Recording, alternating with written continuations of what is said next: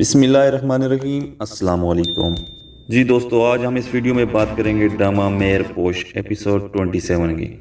اس episode میں آپ دیکھو گے شاہ جہاں کا رویہ آیت کے ساتھ کچھ ٹھیک نہیں ہوتا، جس پر آیت اپنی ساس سے بولتی ہے شاہ جہاں اس شادی سے بالکل خوش نہیں ہے۔ اس بات پر اس کی ساس آیت کو جواب دیتی ہے کہ آپ کو پتہ نہیں ہے میرے بیٹے کے پیچھے ایک چڑیل لگی ہوئی ہے جو کہ اس کو بھڑکاتی ہے اور اس کو تنگ کرتی ہے۔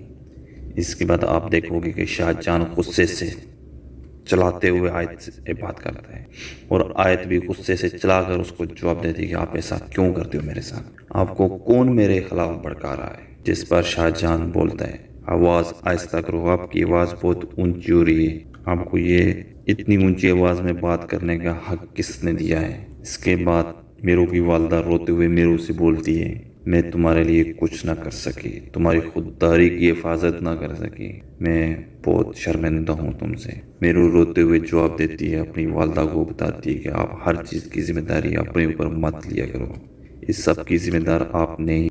آگے آپ دیکھو گے آیت اپنی والدہ کو میرو کے خلاف بھڑکانے کی کوشش کرتی ہے، اپنی والدہ کو بتاتی ہے کہ شاہ جہاں نے خود مجھے بتایا تھا کہ میرو شاہ جہاں سے شادی کرنا چاہتی ہے۔ میرو شاہ جہاں سے بولتی ہے کہ مجھ سے شادی کر لو، نہیں تو میں تمہیں اتنا بدنام کروں گی کہ تم دنیا میں کسی کو منہ دکھانے کے لائق نہیں رہو گی۔ یہ بات سن کر آیت کی ماں دنگ رہ جاتی ہے اور حیرت سے آیت کی طرف دیکھتی ہے اور بولتی ہے کہ میں نے تو کبھی سوچا بھی نہیں کوئی اس قدر تک بھی کر سکتا ہے کسی کو بدنام کرنے کے لیے۔